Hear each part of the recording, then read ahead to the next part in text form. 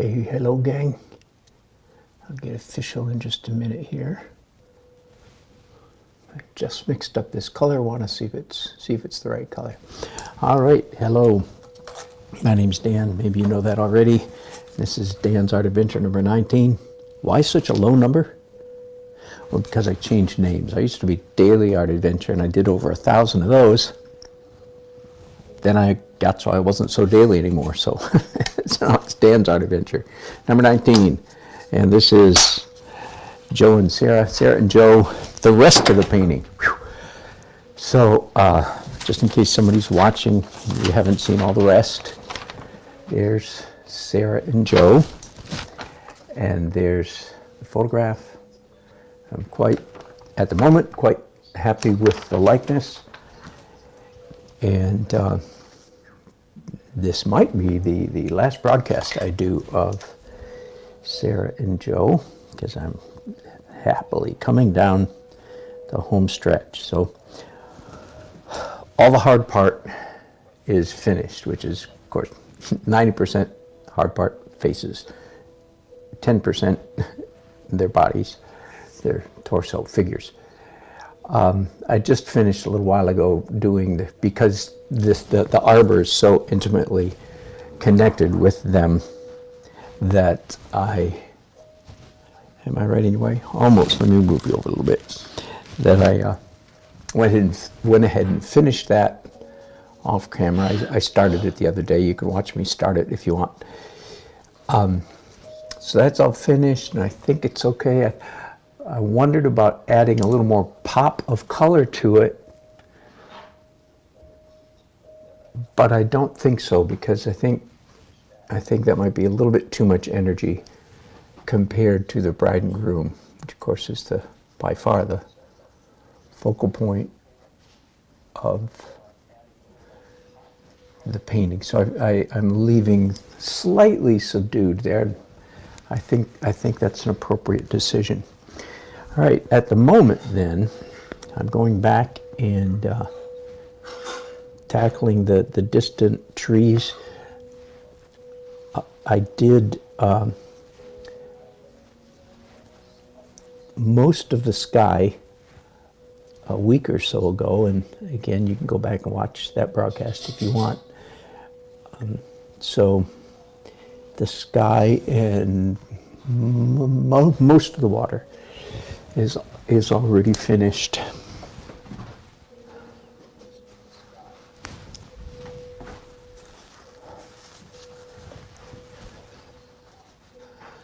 But I never did come along here and finish the distant trees. The photograph, the wedding took place in October in Solomon's Island. Is that right? Forgive me, Jim. You told me once and twice, and now I forgot. Solomon's Island, isn't it in Georgia? Anyway. And Jim lives in Maryland. So anyway, I've been assuming that the wedding took place somewhere near Maryland. Anyway, October, so definitely fall colors back there in those trees. I just did a layer of dark green. By the way, I don't need to dwell on every step, but what I'm doing right now, very typical. Do a dark tone, and then come back, preferably right away, just so you don't forget, and do a slightly lighter version of that same color. So I had a light dull green. Oops, I forgot to go around the corner when I did that. And now I'm doing a lighter dull green, because the trees in the photograph are definitely a mixture of green and yellow orange. All right, I think that'll do for the green. That is, and I'm going to come back with one more layer of yellow orange, a little brighter, pop of fall color.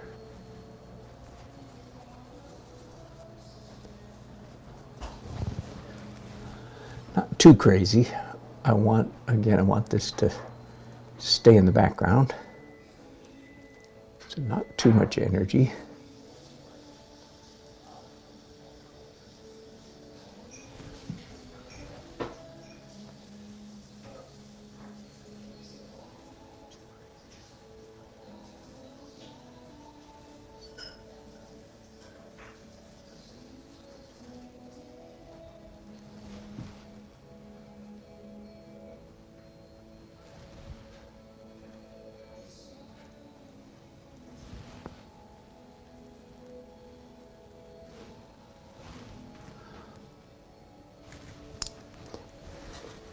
One final touch on those trees, which is going to be, again, a classic trick or technique or practice for me, which is whenever possible,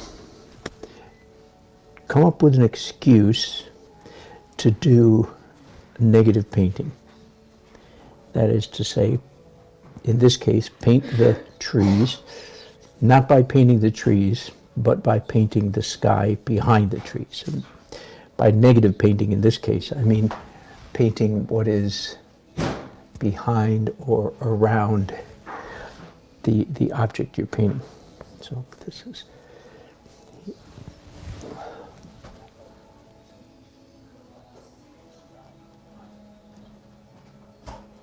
So I'm actually giving the most careful definition to those trees by painting sky.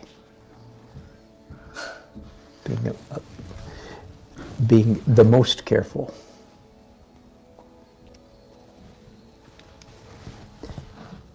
Add a little more blue to that color, I think. And a little more white. All right.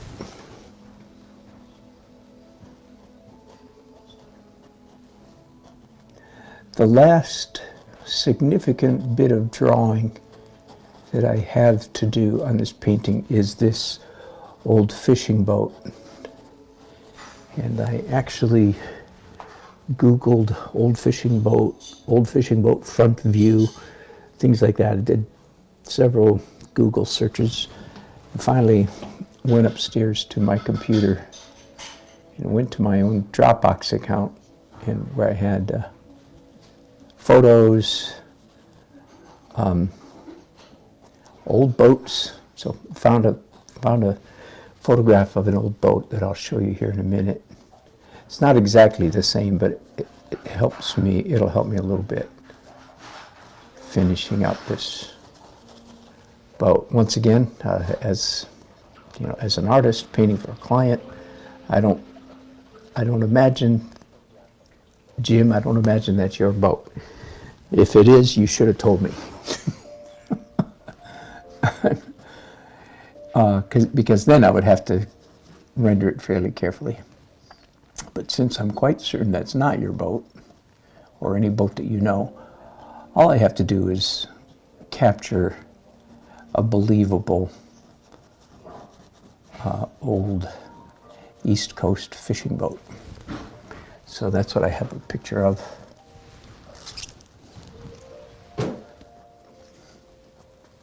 All right, all this sky over here is finished.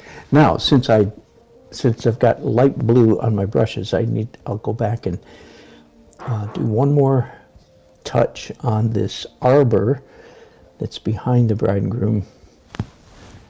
Oh yeah, there is some ultramarine in there.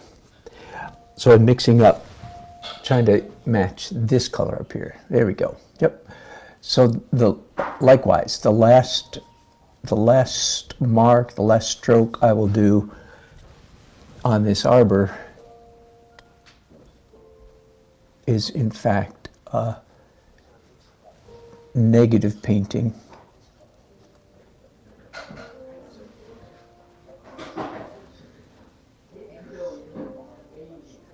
Giving the final definition to it, not by painting the object itself, but by painting, again, in this case, the sky behind the object. Okay, so again, forgive me, I'm repeating myself as I always do. Why is that such an important principle? Why do you want to paint negative? Instead of painting an object, why would one want to define it by painting essentially what's behind it? All right, so first of all, we're talking here in the world of what as a snob, I'll call this real painting. Real painting as opposed to, and so this is a snob statement, so brace yourself, okay? As opposed to hyper-realistic, photorealistic, super-realistic, tight, accurate, realistic painting. All those words meaning the same thing, right? Tight, accurate, photorealistic painting. This is not that. This is, in fact, again, snob warning, this is real painting. So in the world of real painting, why do you want to finish in the negative? Okay, real simply, I'll put it real simply. Everybody knows, every human being knows that this arbor is up close and the sky is far away.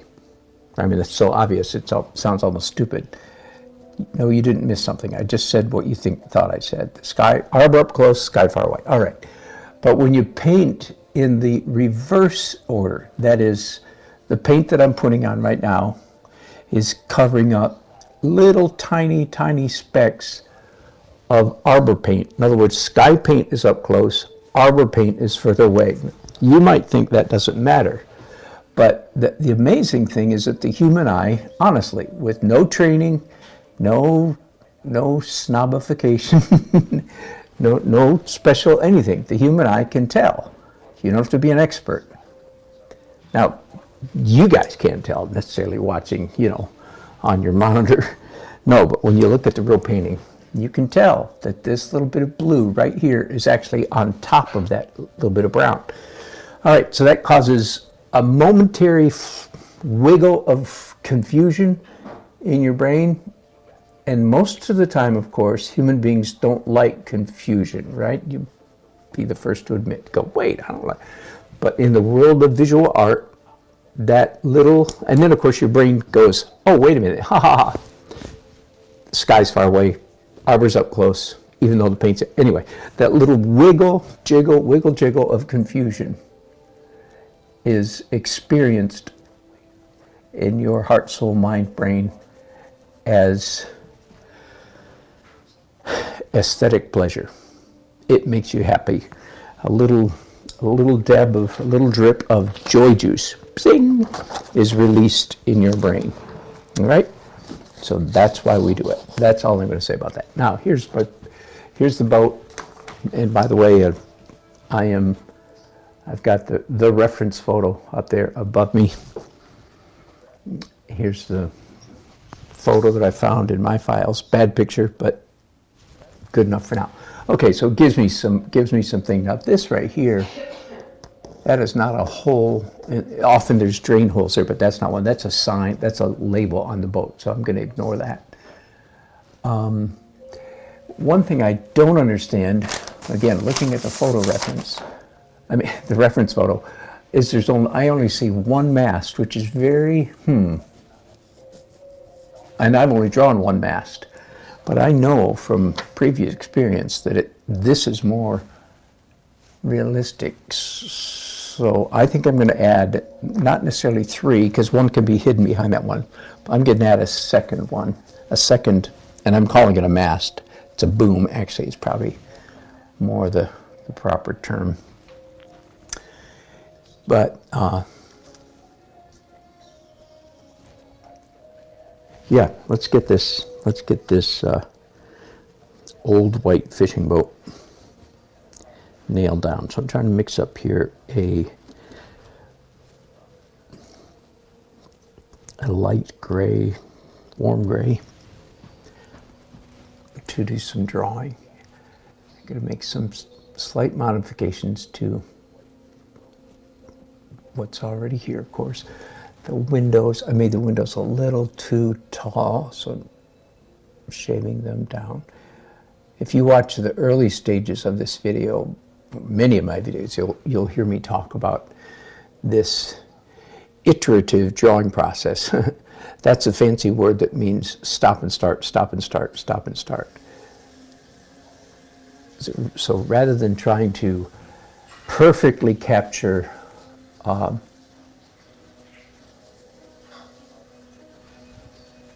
the whole subject matter all at once, like with a very careful drawing. For instance, like the classic traditional oil painting technique would be to take a vine charcoal sketch and do a very careful drawing and get it all correct before you start painting.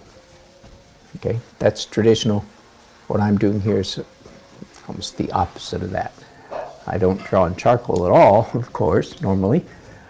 But more importantly, I don't try to get it perfectly correct right from the get-go. So that's what you see me doing here on this boat. Making changes in the drawing. Here we are, nearly finished with the painting, and I am still drawing the boat. Does that make sense? So, why do I do that? Well, partly because I want some of the erratic, that is to say, wrong, false, wrong, mistake, quote unquote. I want some of the mistaken marks to show up in the final painting. Again, this does not apply at all to the world of hyperrealist, photorealist, real realist, type realist painting. Okay. And by the way, there's nothing wrong with, even though I call what I do, I call it this real painting, again, snob alert, I'll readily admit. Nothing wrong with doing hyper real, super real, photo real. In fact, in my opinion, that is the best way to start your art career or your art journey. That is, you should spend what I call the first half, and I don't mean by that it's halvesies. By the way, green is a great typical old fishing boat of this era. Green is a great color, dark green. And this purple that was here is in acrylics, and I have been planning all along to do green on top of that purple. So I'm not changing my mind. This has been the plan all along. I just happened to find a photo that the boat actually had green on it, which is a nice little happenstance, a nice little serendipitous accident there. All right, I was talking about something and I forgot what it was. I was contrasting hyperreal again. Oh yeah, why do I want to have erroneous marks, mistakes? And please acknowledge that is completely counterintuitive. As I like to say, my students, don't look at me like that. Students like to look at me and say, oh yeah, sure, that's what I was going to do. It's like heck you were going to do that, unless you've taken my class before. No, most people want to get their drawing right and want to keep it right, correct? Oh, I know, I was saying, first half of your art journey, learn how to paint stuff that looks like stuff. Do realism, even super tight, even photographic realism. Yep. In fact, to all of you, if you're an artist and you're watching, I do have one, career piece of advice, and I'm serious about this, and you can ignore me, of course, but I think every artist, everybody who wants to be a painter, you owe it to yourself to push through, guts through, take the time, gut it out, and do one super real painting, one photorealistic painting, at least one, maybe only one, but you should do one for a number of reasons. Number one, you need the experience of what it feels like to do super realism. Number two, it'll be an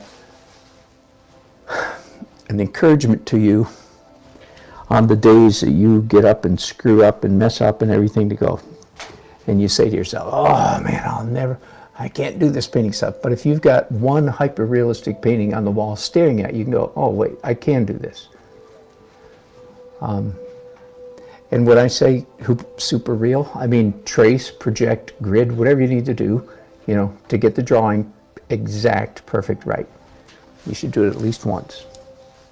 Of course, some of you will get stuck, and make that a career, and that's okay. But the world of what I call real painting, or my label for this kind of painting is abstract realism. It's obviously realism, right? It's not hyper-realism, just realism. But the abstract elements, line, shape, color, design, value, texture, are paramount, are more important than the picture, except on the faces and the bodies. Here, realism is important. All the rest of the painting, let me say that. Here, realism is paramount. It's the most important part of the painting. Here is accurate. Has to look like Sarah and Joe, or Jim, who's probably watching right now, won't be happy, right?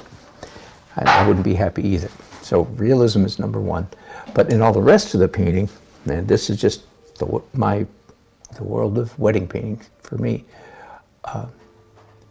in all the rest of the painting, the texture of the paint, the lines, the colors, the values, the composition, the balance, all those other abstract elements are more important than realism.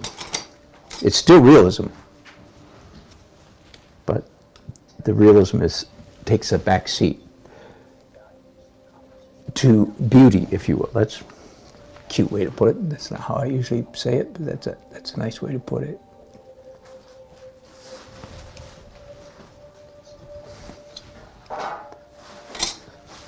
Yeah, I've never said it that way, I don't think. In real painting, quote unquote, snob alert again, beauty is paramount over realism. In realism painting, realism is paramount over beauty. There we go. That's not a bad way to put it. All right, I nearly finished with this boat. I think that didn't take long, did it?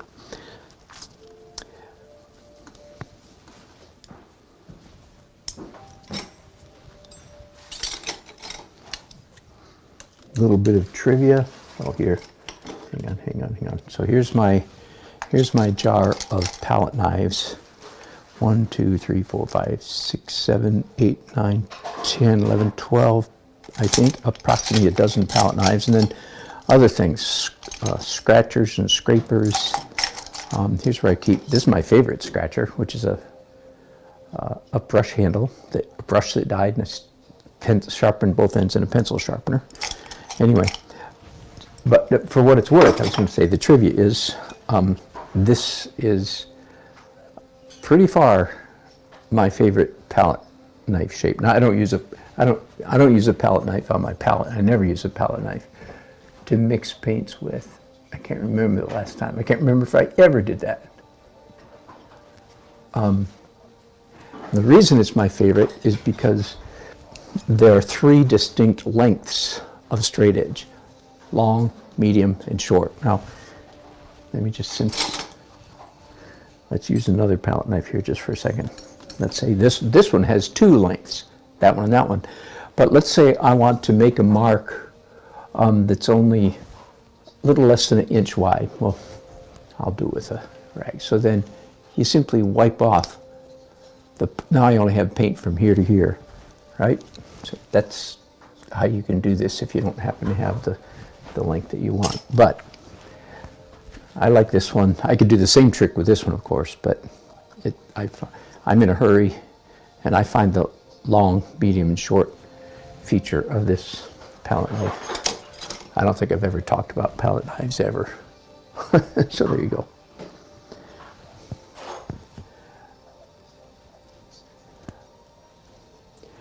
I don't want too much attention drawn to this boat, as you can probably imagine. By the way, the composition of this painting is so simple. In fact, someone might say, wouldn't it be better if they were off center? No, that's art school thinking, of which I often am a proponent of, not an opponent, a proponent of much art school teaching. But actually, that traditional teaching that the subject matter should be slightly off center or whatever, golden mean or 20 or 2/3, 3/5, whatever, doesn't hold up quite as firmly when it comes to portraiture.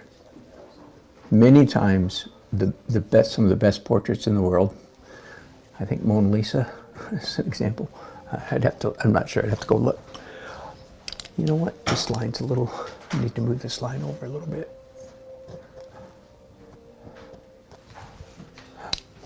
Okay, no, hang on, let me change subject. I just moved the edge of this boat over to my left, almost 1/4 of an inch. So that was changing my mind, right? Clearly, right? And that's a good example of what I mean by leaving the evidence of the erroneous mark, leaving it there. Why? Because, now I'm going to change it down here, simply because it's interesting. And it's more interesting than it would have been if I had got the drawing exactly right in the first place.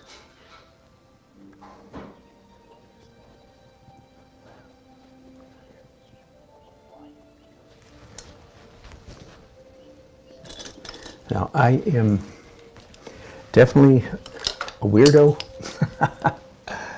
as you know, because I use pencils in my oil paintings. I want, when a painting is finished, I want just the right amount of pencil. And by the way, I made a mark there that is completely abstract. I made that mark not to aid in the illusion of realism, but in fact it's the opposite of realism. And I do a lot of that as well. So if you're an art student, don't go back to your teacher and say, hey, we're supposed to use pencils in our painting. He or she will look at you like you've got 3 ears. Like, what are you talking about? Okay, so this is very unconventional. I just like it because I like the way the scratchy pencil looks next to the more smooshy paint strokes, brush strokes. So that's. I'm not by no means. I am by no means the only person who uses pencils, but it is quite unconventional. A little bit more sparkle on this boat. Sparkle means almost literally what it sounds like. Little bits of white or light. And it's something I'll intentionally do at the very end of the painting process. I will come back and make sure I've got sparkle. For instance, right now, I just mixed up a very pale green. So I want to do some sparkle on the green parts of the boat. Of course, I'm very aware, of course, that the light is coming from the upper left here, right? On their faces, on everything. All right, I'm going to leave the boat for now, with the one exception of I'm going to negative paint the edge of it. Okay.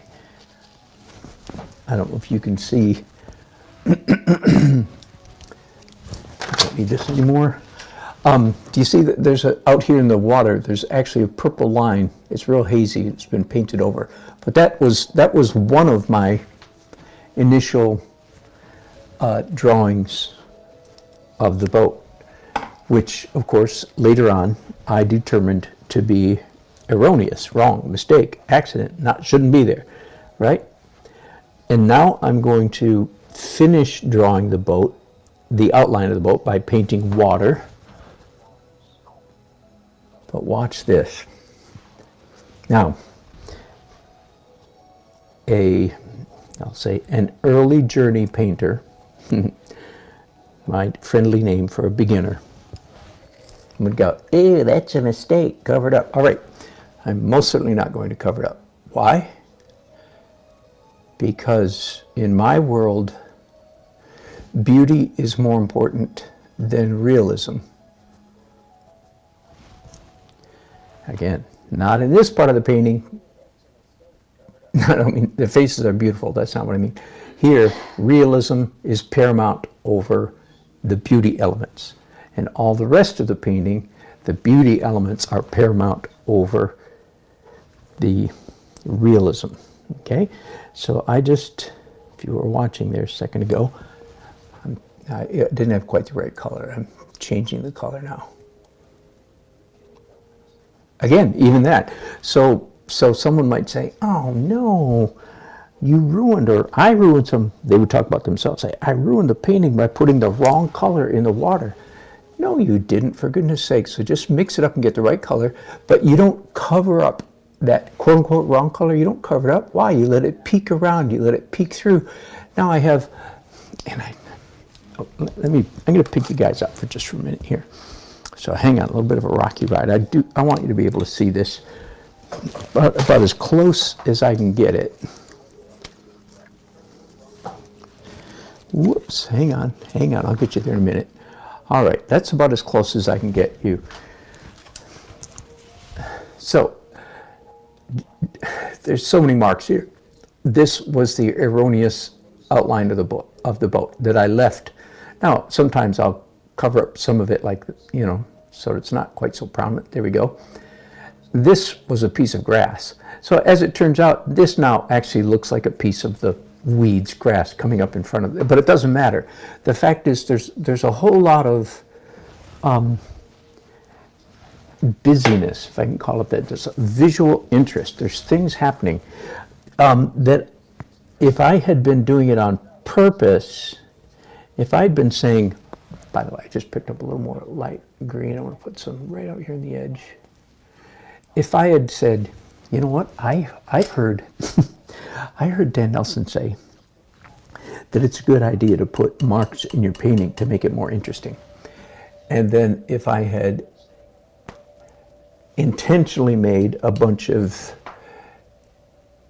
erratic, erroneous lines, it just wouldn't come off. It'd be phony. It'd be artificial, like, pfft, nice try. That didn't work. But as it is, all the little erroneous marks, I'm making more as we speak.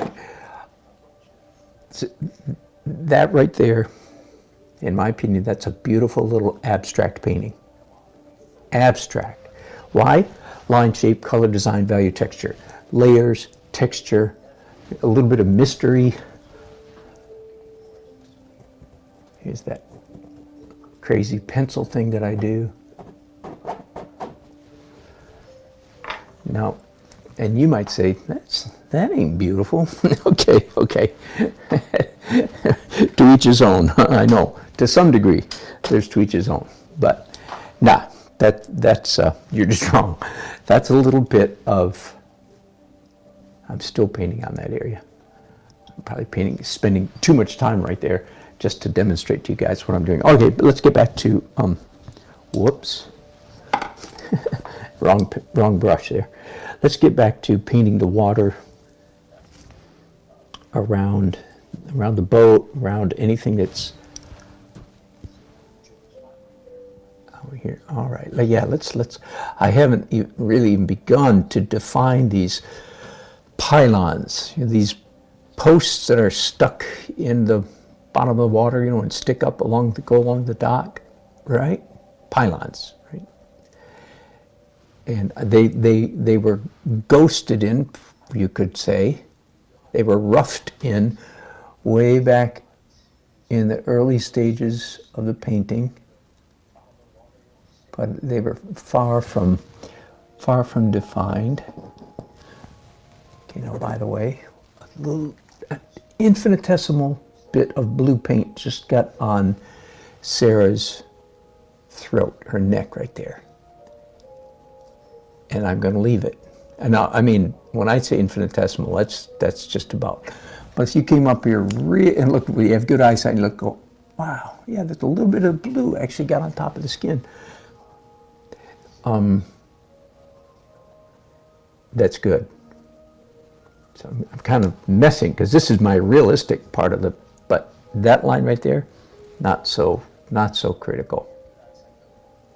All right, so here again, I am reverse painting or negative painting. I think my favorite term is negative painting. There, those pylons are all well defined for the first time since I started the painting. Oh, okay, this stuff right here, repeat after me. Every painting, I used to say every landscape painting, and it's really true with landscape, and right now I am doing landscape. Every painting is a thinly veiled excuse for creating punctiliar light. Repeat after me. Every painting is a thinly veiled excuse for creating punctiliar lighting. Now, if you will get that down deep in your, so you painters I'm talking to, as you can tell, you get that down. If that is not in your conscious mind, then you're screwing up. You're just screwing up. You're just not doing the kind of beautiful paintings you want to be doing. Let me explain. And I mean, what I'm doing right now is just classic dark grass. Here's the photo reference, right? Sea oats, maybe. That's what they call those around here. Yep. And so far I haven't messed with the oaty, the head of the grain at all. And I may or I may not. In my opinion, that part is optional.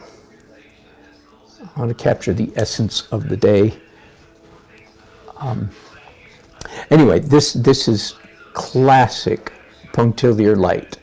Classic. You can hardly get any more classic than this, which is dark grass against light water, painting, negative painting, painting the light water last or on top of the dark grass, right?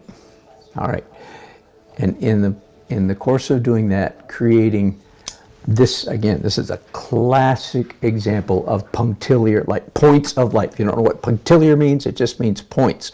Why then do I have to use a big word? Why don't I just say every painting is an excuse for making points of light? There's a good reason for that.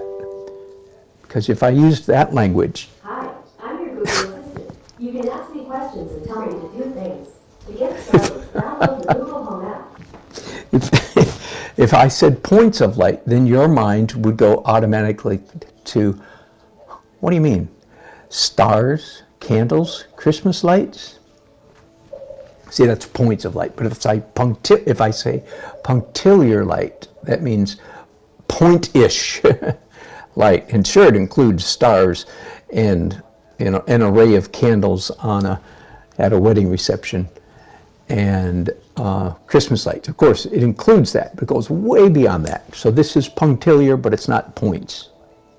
Get it? Dot-ish, point-ish lights coming through. All right. Whew, God, glad I got that off my system. Let's go back now to over here on Joe's shoulder. Again, if there's anybody new watching, you're saying, doggone, this guy paints with two hands.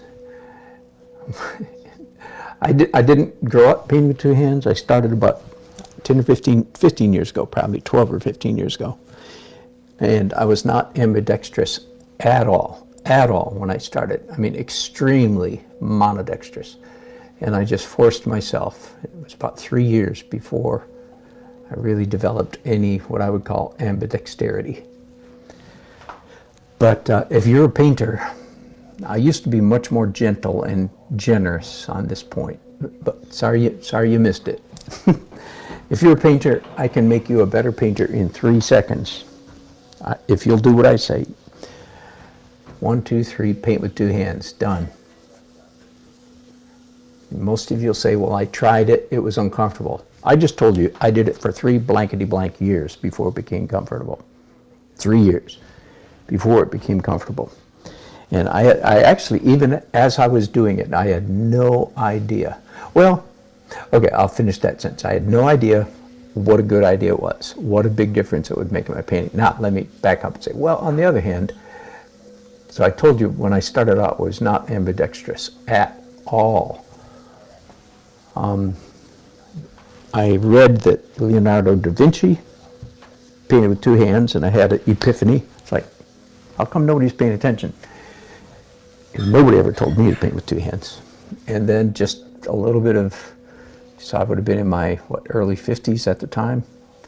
And I looked around and I looked at old people as old as I am now.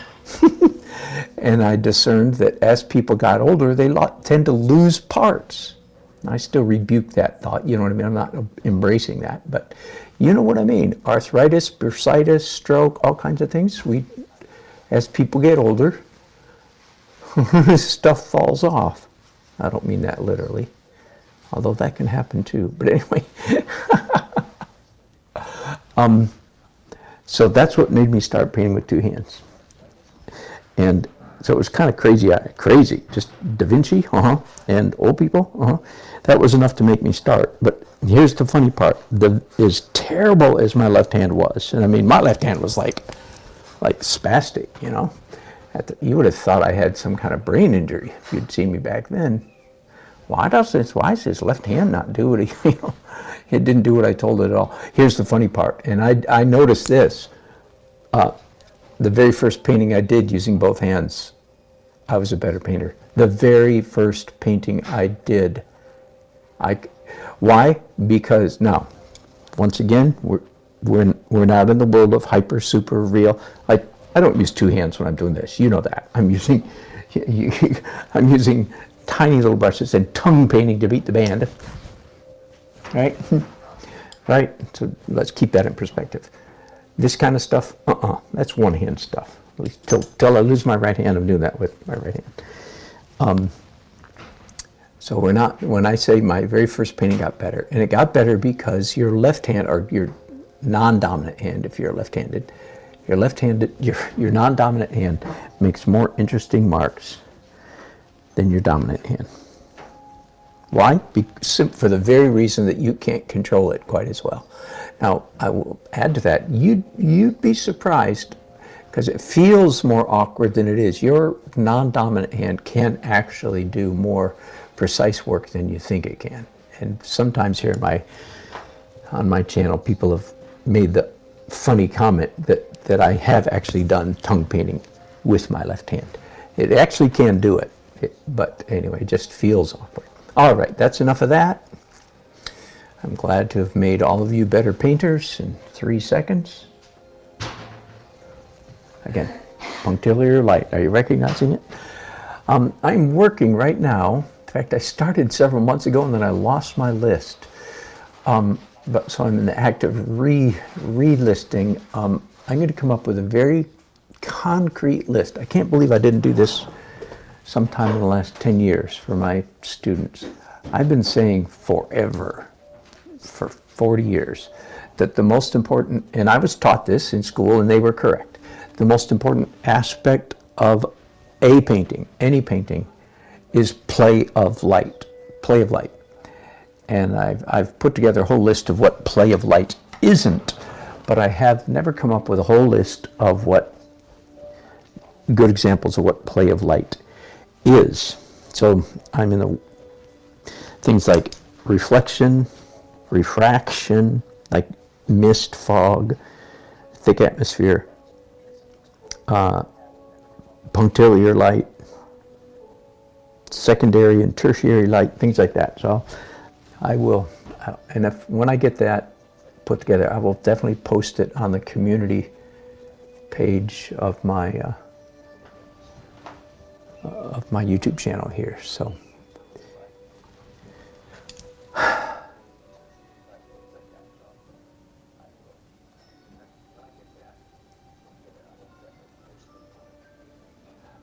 according to my, oh, I got to do pylons. Hang on here.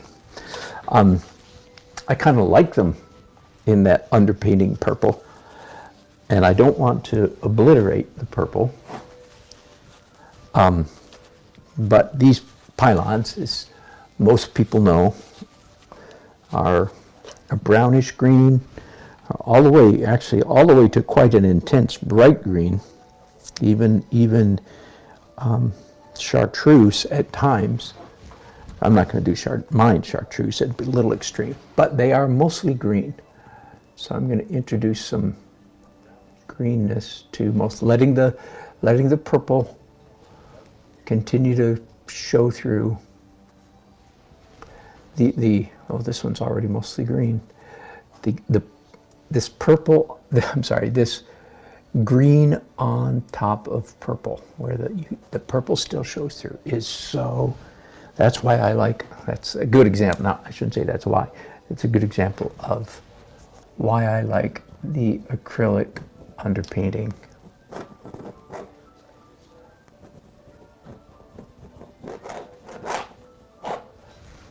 About half, at this stage, half the marks, and more than half the marks that I make with a pencil are abstract, not realistic.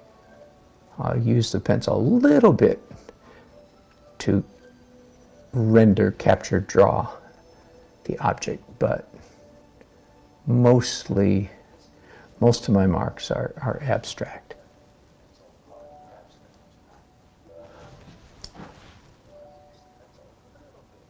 Okay, I'm going to change colors of green here. And now, I see, now that I've done so many pylons, right? 1, 2, 3, 4, 5, 6, 7, 8, 9, 10, with this medium intense green, you know, it's not very subtle. It's fairly green, just like the pylons actually are. But now I've got that same color, so to speak, scattered across my painting from here all the way to here. And that produces a redundancy, a boring effect, a repetition that is not pleasant. So I have to employ this trick that I do very often. And if you're a regular, you've heard me do it 100 times. I'm trying to mix up a color that's just one tick lighter than what I just did. And here and there, and here and there, I do this slightly lighter color, mostly on top of the green that I just put down, but also adjacent to works almost as well, right next to or on top of, mostly on top of the green that I just put down. So now that boredom I was talking about, that redundancy, that repetition that is unpleasant to the viewer. And again, no viewer, no normal person, non-artist is going to walk up to my painting and say, you know, it really kind of bothers me that he's got the same color green. Oh, no. They're not going to know what's bothering them. Now, a really good painter, like if this was your painting and I was critiquing your painting, you may be sure I would catch it. Yes, I would. I would say, you notice how you got the same green? That creates it looks like an unintentional, because indeed it is, unintentional repetition.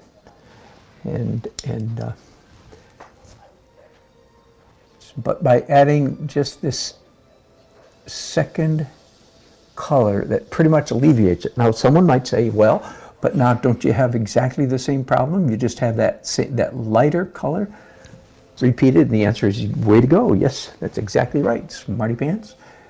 Good job. So sometimes it's necessary to come back and do it even a third time. The funny part is, usually twice does the job. In other words, the medium or the one color and then the lighter color. And then you just consult with your eyeballs. Say, okay, eyes, does that repetition bother me? And most of the time the answer is no. That's fine. And I believe that's the case right here.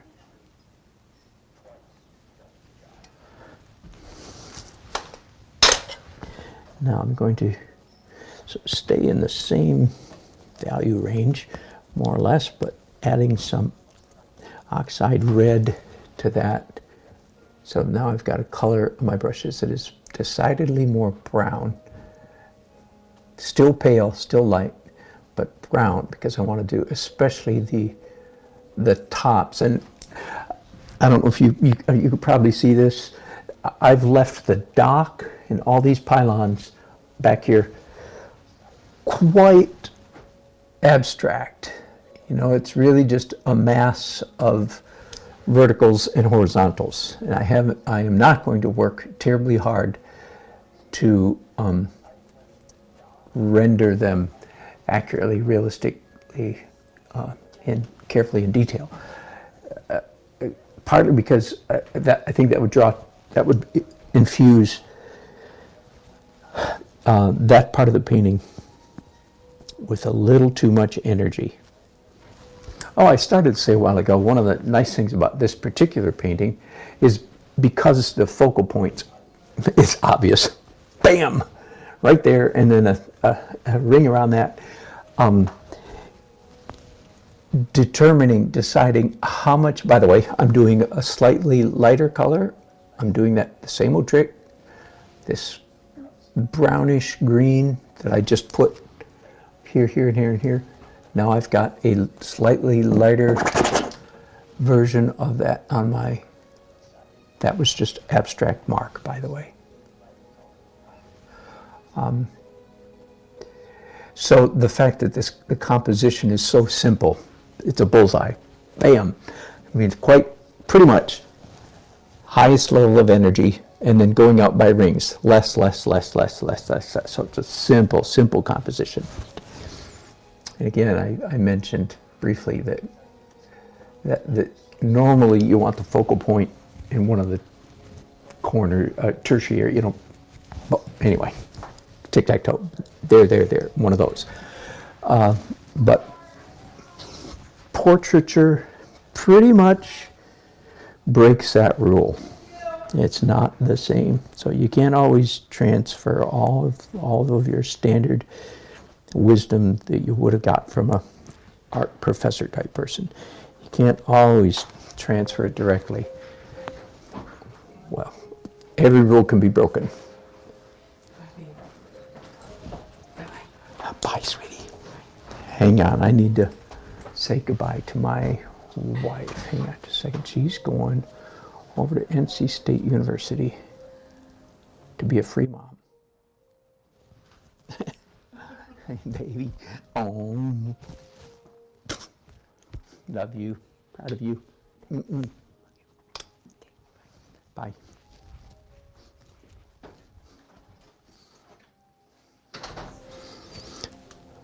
All right, are we back? Yep. My wife, she is amazing. We live in Raleigh, North Carolina. North Carolina State University, one of the major universities in our state, is 15 miles down from here, inside the city. And she puts a sign around her neck that says, "Free Mom." And she's there she gives out free cake and cookies. And she just is there to hug kids, talk to kids, laugh with kids, share phone numbers, take a picture, say a prayer, whatever any of them want. She started this 2.5 years ago and got shut down with COVID as you can imagine, in March of 2020, so 2 years ago. So today she's back for the first time in 2 years. I'm very excited about that. Has a friend joining her. She's recruited others to go with her. Isn't that not great?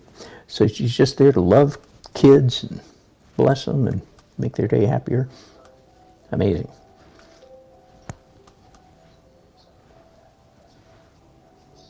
I'm mixing up a more intense So theoretically, a little more intense orange-brown. Let me finish that sentence. So theoretically, this painting is all done down to here. Theoretically. The last stage, those are just random marks. I thought they would look good, and they do. The very, very last stage of doing this pencil painting is just walking past it. I'll leave it here on my easel for a couple days and just walk past it several times a day and see if anything talks to me and says, help, help, you need to fix this. All right, so, okay, now back to another very specific. This is the final edit layer of my painting process. All of this orange, yellow-orange stuff here is underpainting, except for that stroke right there. I just put that there. All of this is part of the acrylic underpainting. One of the main things that I do in the final edit layer is match those colors, tones that are coming through from the underpainting.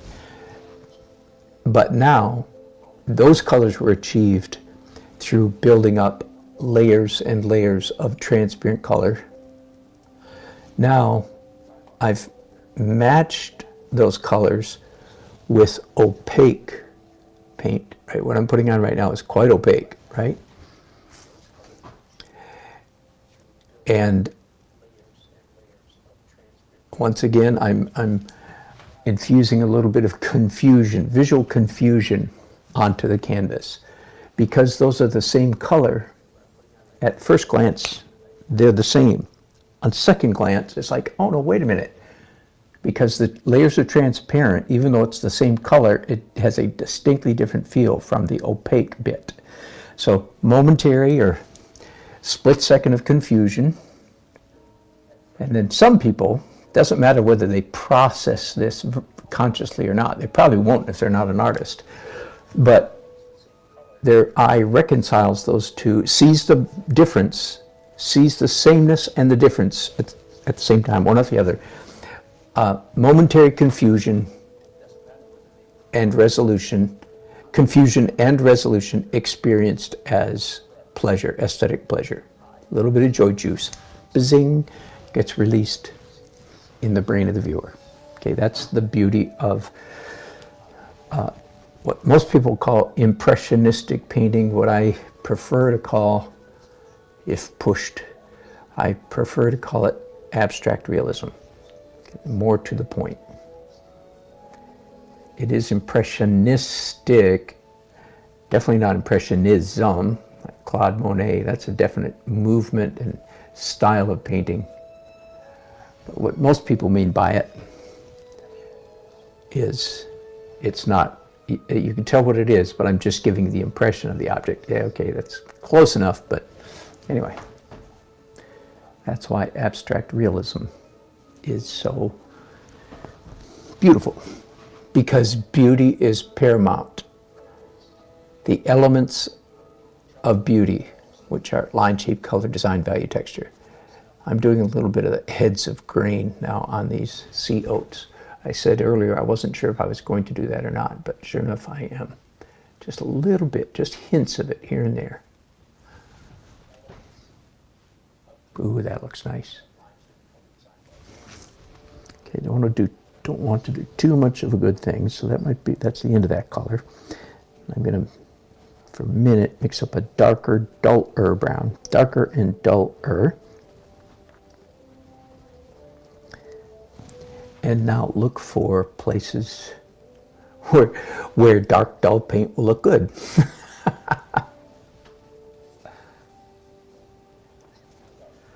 I have to be careful, I really do. At this stage, I enjoy creating these little abstract daubs of color. And I have to, myself, I have to be careful not to overdo it. So help me, help me.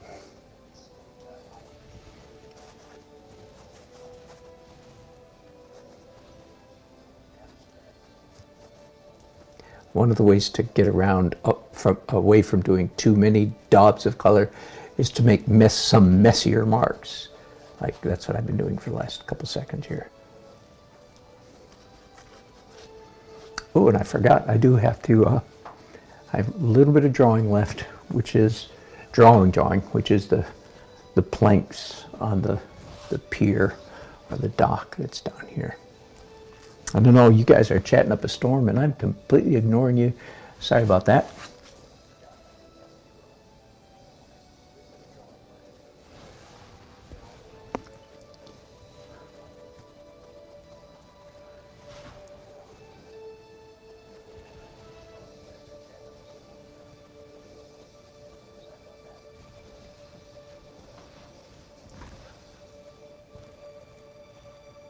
Trying to decide which color next. I'm done with that dark brown. Let me see, do I need to follow up? I do need to follow up with this orangish color that I did a few minutes ago. There's a little bit too much of it. You know what that means, right? So I'm going to make up a slightly lighter version of it and do that slightly lighter version mostly right on top of the earlier orange marks. Let's see if this is the right color. Are you catching that principle? Yeah, there we go. Let me say it again in different words. If you find that you've put too much of one color on your canvas, like you mixed up a color and you did it, as I did a minute ago, that orangish brown, I can see it all in here and here, and it's an unpleasant redundancy. Oh, I mean, you old timers will know the answer to this, but if somebody new is watching, you might ask, well, couldn't you do a slightly darker version of it and it would fix the problem? You old timers know. The answer is hell no. The answer is an emphatic no, no, no, no, no, no. No, no, no. It must be lighter, not darker. Which gets to a huge subject that I don't have the energy right now to repeat, which is the human eye, the human mind enjoys seeing light paint on top of dark paint. It does not enjoy seeing dark paint on top of light paint. And you're welcome to disagree with me. Show me your paintings, and if you're better than I am, I'll go, okay, point taken. It's not going to happen, but anyway. Not because you can't be better than me, but because if you're better than me, you know the same principles I know. And you agree with me. In fact, some of you, if you're a good painter, you go, man, I'm glad to hear somebody else say that. Let me say it again. The human eye, the human mind, really does not like seeing dark paint on top of light. Now, some of you, no, by the way, this does not apply to watercolor. So, and some of you are saying, well, that's ridiculous. Yeah. If you think it's ridiculous, again, show me your paintings. If you're all that much better than me, then we'll sit down and have a conversation, because it's no doubt a matter of semantics. But because some of you are saying, well, that's ridiculous, because you have to put dark paint on top of light. Bingo, check, correct. Thank you. You are thinking. I appreciate that. That's correct. So, and then in my book that languishes unfinished on my computer upstairs, I hope I get back to it someday. It's called The Breakable Laws of Painting. And I've got 40 of 300 pages, 200 pages done. Anyway, I spell this out with cartoons and diagrams and so on and so forth extensively and clearly.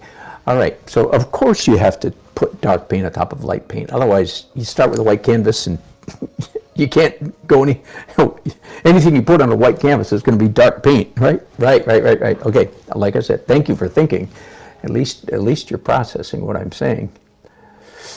Okay, so there's two very important addendums to that rule. Okay, I think again, I need to be careful not to do too much dots of green. So I just did the same green. Now I'm going to mix up a slightly lighter. And it can't be a whole lot lighter. It'll lose the effect. All right. So same thing again, lighter green. So the two addendums to that overall principle, the principle being the human eye likes to see light paint on top of dark, not vice versa. And yet every thinking person goes, well, that's ridiculous, because you have to do dark. Correct. All right, so here's how you get around that. Number one, instead of doing opaque dark paint on top of lighter paint, and so I'm just talking about any part of any painting, it's some color. If you do opaque, if you make it darker with opaque paint, that's ugly. So instead, you make it darker with transparent paint, like a watercolor. So that's how come watercolors are beautiful. And if you're a watercolorist, you already do all this without thinking about it, because that's how you do watercolor, transparent color. Okay, so that's step number one. There's two addendums to the statement, the human eye likes to see light on top of dark, not vice versa. Number one, okay, so when you get dark, do it with transparent, which if you watch the beginning stages of my painting process, all of my colors are transparent acrylics, all. And then transparent oils. At the very end, I do light, opaque, highlights. Opaque and light go together. Dark and transparent go together. You get dark with transparent color and light with opaque color. Okay, now there's a lot of people that don't know this. I have a name for them. They're called bad painters. I'm being snarky just for fun. Yeah, but there are some actually good painters who don't verbalize this, who don't maybe, I don't mean verbalize, I mean consciously in the verbal part of their brain, they may not be aware of this principle. If they're a good painter, they're probably doing it intuitively without thinking about it. But there are a lot of good painters who truly don't do this, and they may be better and more famouser and more richer, made more money than I, right? Well, they're not competing against, it's not like my rule against theirs. Two things. One, if they, even though they may be a better artist than I am, if they incorporated this principle into their beautiful paintings, their paintings would be even more beautiful. So they might be good, but they'd be better if they did this principle. And those of you who are arguing with me right now, you painters, show me your artwork. Otherwise, until you're better than me, which is not going to be that difficult. I'm sounding kind of snarky today, aren't I? Defensive, but you know what I mean. If you're a beginner, don't you just believe me till you believe me, okay? Just act like I'm telling you the truth, because I am. All right, this purple that I'm doing down here, by the way, is simply because there was a lot of purple showing through, and it's purely abstract. It is not at all reflected in the reference photo, in the photograph at all, but it's just beautiful. All right, and once again, so I did a bunch of purple, now I'm mixing up a lighter purple. And then I was going to say, so if somebody who's really a good painter doesn't know this principle, they'd be better if they did. But secondly, it's not Dan Nelson versus Kevin McPherson or something. I don't know if he verbalizes or understands this. Doesn't matter. It's Kevin McPherson versus Rembrandt, for goodness sake. And every great painter that lived before 1890. Let me say it again. Every great painter that lived before about 1890 knew this principle, was taught this principle. This is the way they painted. That's why, here's where we're getting down. That's why, even if you walk into a contemporary art gallery that sells paintings, of good paintings that are realistic, and then, especially like plein air paintings that are real good, But then you leave there and you go to your local state museum and you walk into the Renaissance section of the museum, your jaw drops and you go, oh my God, these paintings glow. That's why. Glow, glow, glow. That's one word for everything I'm saying right here.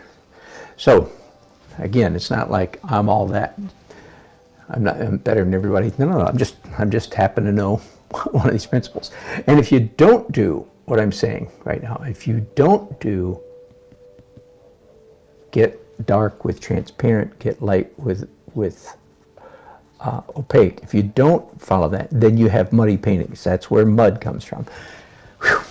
Now, there's a bunch of people out there who say that's not what mud is. Okay, so there's different teachers and different artists use the term mud to refer to different things. Like some say it's when you overmix your paints. Like when you get all colors all mixed up in there. Okay, my answer to that is don't do it. There, enough said. Just stop. I don't know if you saw that Bob Newhart episode years ago. It's a counselor. He just says, stop. Counsel people come in with all kinds of problems. You just stop it. Anyway, the mud that I care about is the one that people can't figure out why it looks muddy. And I remember decades ago, one of my first oil paintings, like 1998, 99. Before that time, don't misunderstand me, I was a full-time professional artist for decades before I did my first oil painting, okay? So it's not, I didn't start painting in 1999. I just started doing oil paintings in 1999. Anyway, I had this one painting and it had a whole bunch of horses in it. It was really more like an illustration, but I was doing it in oil. And it was gorgeous. I think it's still on my website under the fantasy category. And but there was this one horse. I couldn't figure out why the color didn't look right, and I kept messing and working and messing and working. The color just didn't look right, and I couldn't figure out why. The color looked muddy. Well, it turns out this was before the days, believe it or not, when I didn't know something. Sorry, I just say things like that to irritate some of you. I had violated that principle. I had made this horse a darker color by using opaque paint. And it screamed out loud at me, and I could not figure out what was wrong with it. And I kept repainting it and repainting it, again, probably with opaque each time. There, I'm almost done with the dock. I'm just going to do a little bit of... Oh, this is the other thing, by the way, that could be called negative painting. So forgive me, I use that term. Negative painting is when you take stuff off the canvas, when you remove paint, right? So let's be clear about our confusions here. The term negative painting can refer to two completely different, not opposite, but two completely different things happening. One is when you paint the faraway object on top of the close-up. That's what I was doing all up here and here with the grass and so forth. The other is, negative painting is when you take paint off the canvas. Okay, so if you have a better idea for what to call each of those, I'm all ears. Go ahead and tell me. I think in my confusion, I accidentally call them the same thing when I don't think about explaining myself a little more carefully.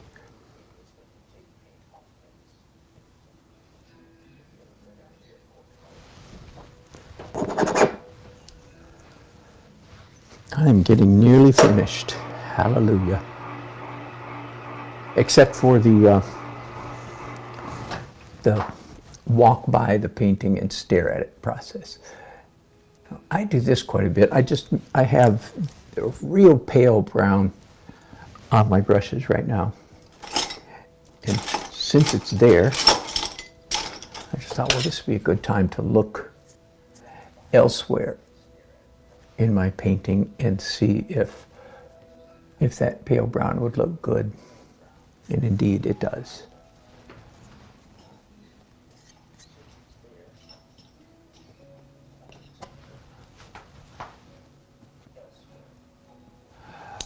I am not quite finished with this painting. Again, you regulars, if you have a score sheet in front of you, oh, you know what? Here's a color. I won't clean these brushes, but I'll just wipe them off with a Kleenex. Bright yellow. Now, there's no bright yellow at the moment anywhere other than from the underpainting. So I want to mix up a little bit of like Hansa yellow, lemon yellow, cad yellow light imitation, whatever, that bright. There's little bits of bright yellow still showing up from the underpainting up here especially. So the yellow, the opaque yellow that I'm putting on now will relate to the bright yellow that was left over from the underpainting. They connect visually, of course. By the way, I haven't done this yet much, a little bit. This is one way to de-dotify your painting. Stick your finger in a rag, fingernail. I'm doing this not with my fingernail, not with the end of my finger.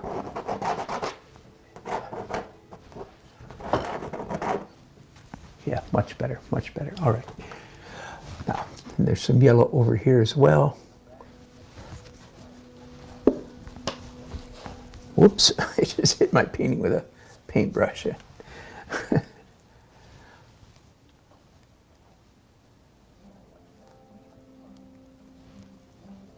Now, if I do too much of this yellow, or if I do very much, then of course I need to follow up with some lighter. All right, I was about to say, I know I can continually interrupting myself. I was about to say I have 2 more stages, phases, layers of this painting to go. I could do them all right now, but it's already 1 o'clock and I have to get to work. So I probably won't. And so let's just finish what I call the final edit layer. And this used to be, for years, this was in fact the final layer. It is not anymore because I have a couple more layers to go. But it still has the editing function because I'm painting mostly with opaque paint. So opaque covers up stuff, right? That's why this serves, that the word editing still fits this step of the painting process. So I still call it final edit, even though, okay, I have 2 more layers to go. One is broken color and intense color. That's 1 layer. Broken and intense, where I'll talk about that later, what that means. Broken, intense, and sparkle. I'm sorry, I should add that. And then finally, palette knife. By the way, just for what it's worth, when I do my wedding paintings, I tend to dial down some of those last stages because they're more intensely abstract. And my wedding paintings tend to be a little bit more cautious or conservative, right? Or realistic. In this case, because Foxhole Willie is Sarah's dad, and he's a longtime viewer of my channel, and his name is Jim. Sorry, I hope that's not a secret, Foxhole.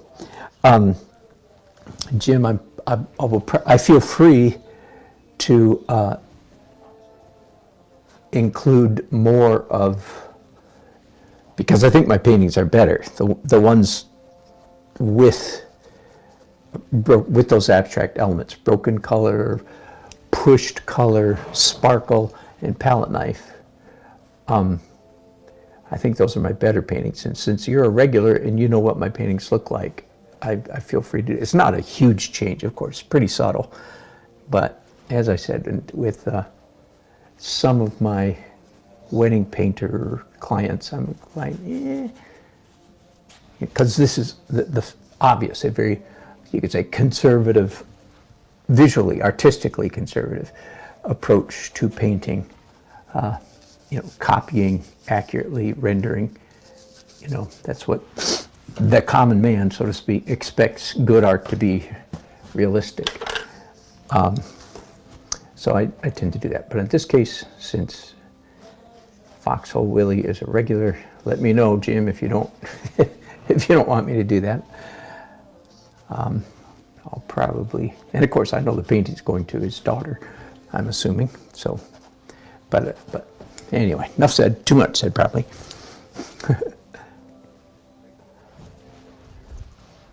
Okay, and I think I just put enough of that color down, that brown, medium orange brown down here, that it behooves me to come back and do some lighter stuff on top of it.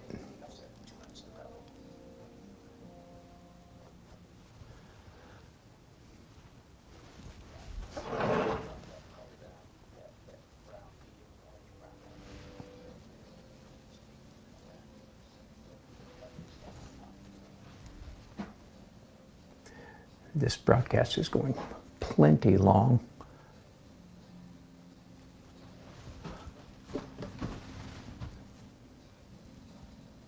Once again, anytime I've got a color on my brushes, especially a fairly neutral color like this, light but not too intense,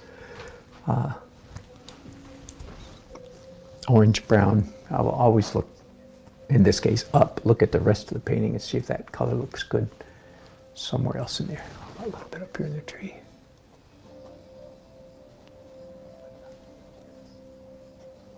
Yeah.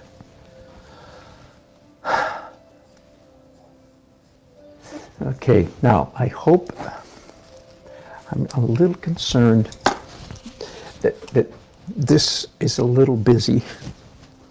It's a bit too far off the center. So I'm actually going to make it slightly less busy just by smearing it a little bit. And I'm painting with my, I'm certainly not erasing, I'm painting with my fingers.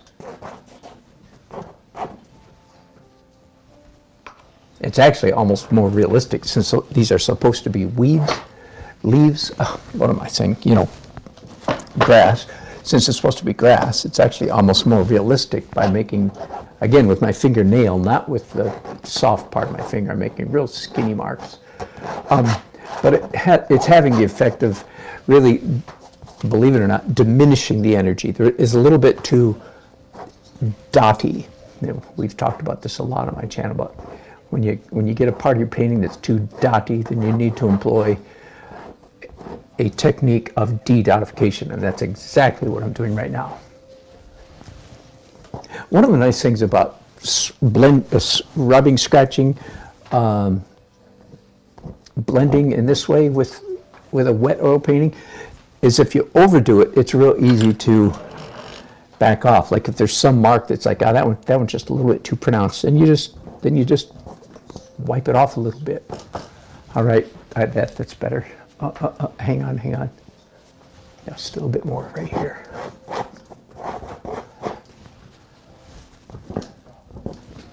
If one stroke just looks too prominent, then you just come back and break up that stroke by rubbing it, and you're better. All right. I'm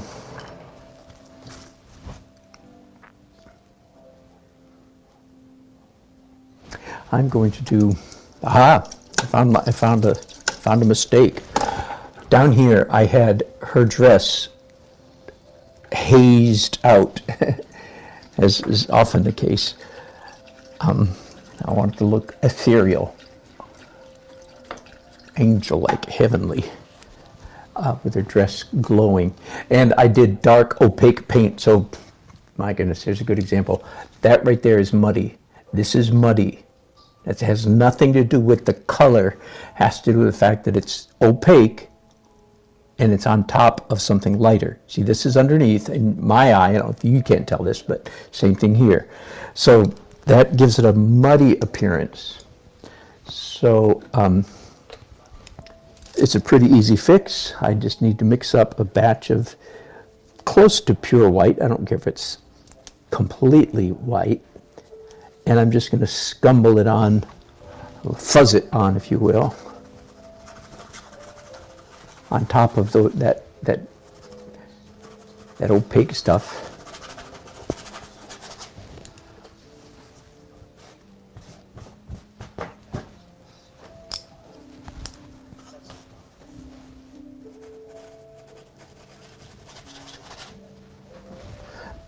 Now, go right in here for the literal front of her dress.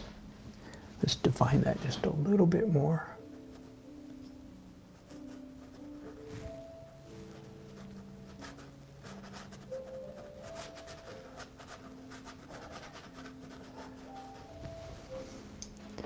There, I think that's all right.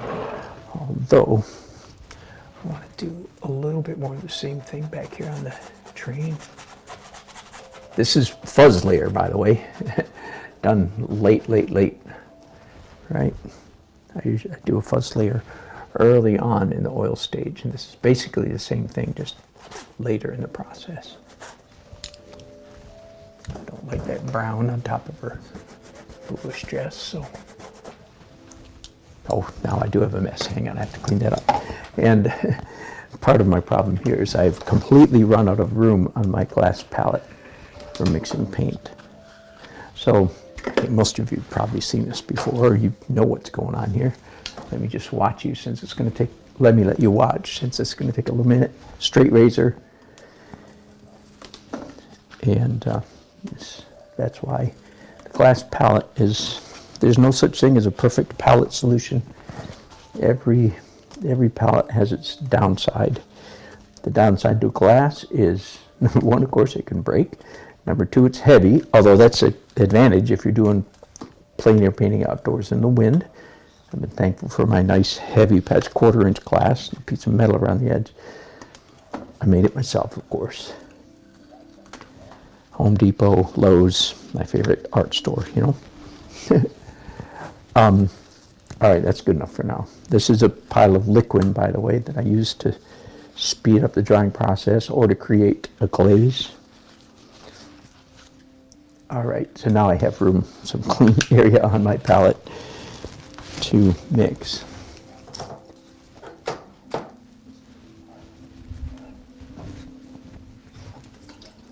I've got a little mess down here on her dress, because some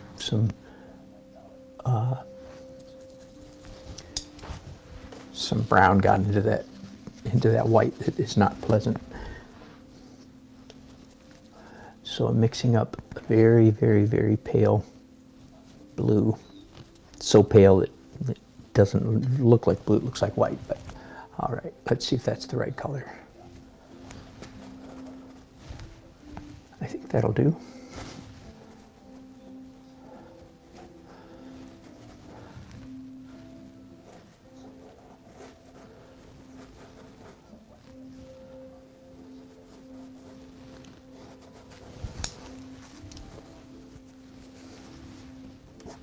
By the way, I didn't read all your comments. David, I did see your comment about his hand. That is actually the way it looks in the photograph. His fingers are, the way they're curled, they're all the same length. That happens sometimes. But I do think probably your observation is a good idea. I'll go in and cheat a little bit and make his middle finger a little bit longer. I probably fell into the trap of doing what the photograph told me to do. That, by the way, that happens quite a bit with hands, especially women's hands. You do have to be very careful when you're doing a portrait of a woman that you don't necessarily take the image of her hands too literally. I made this mistake one time years ago when I was an illustrator.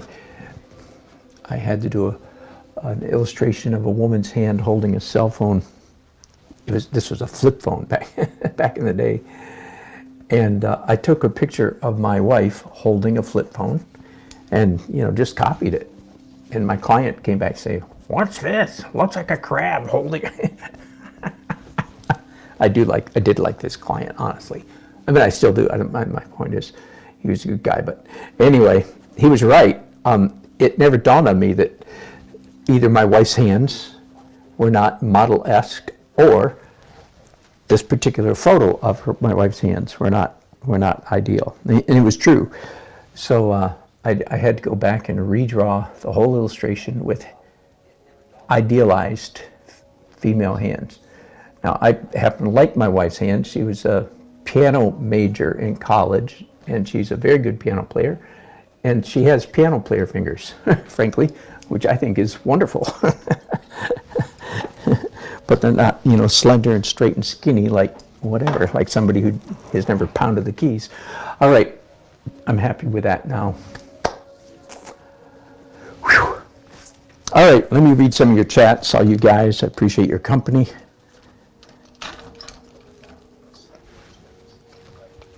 And see if you've said anything brilliant that I can't ignore. Oh, yeah, Uncle, you're painting on linen. That is expensive. Hello, Tiago. Good to have you. Tiago, tell me where you're from in Brazil. I've been to Brazil one time, but none of the big cities, Rio or Sao Paulo. I've been up in the north.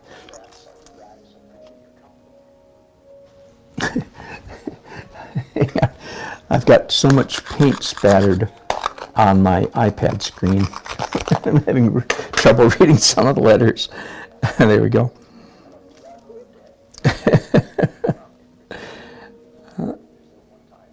Uncle, brilliant about the linen comes from rotting and then drying out the flax. I didn't know that either. Hello, David.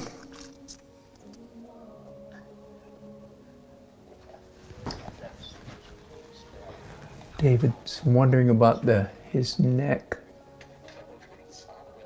Oh, I see what you're saying. That the color of his neck is too close to the color of the trees. I think that's a good point, David. So I think all I need to do is create an artificial shadow that's actually not there, but I don't think anybody will complain or notice. There we go. Thank you, man. Yeah.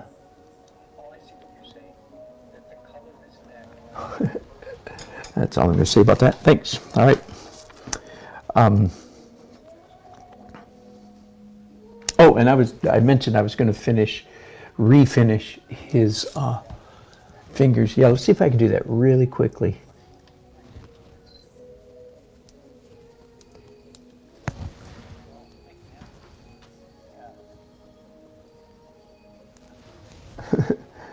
More tricky than you think, adding things at the last minute, Oh, there is one other thing I think I'm probably going to do.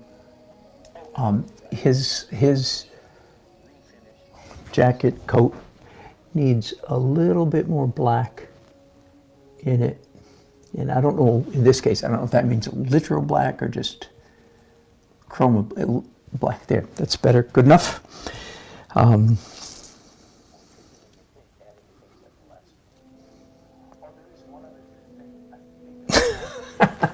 Tiago, I love it. Don't eat a greasy hamburger. Good word. Santa Catarina. Very good. I will look that up. I will Google that, I promise. All right, guys. Thank you. It's been so much fun having you here. I was hoping to finish this painting today, but not going to happen. The most important thing that it's a good painting, right? Did I hear an amen, David? Jim. All right. That's all. Next time I paint.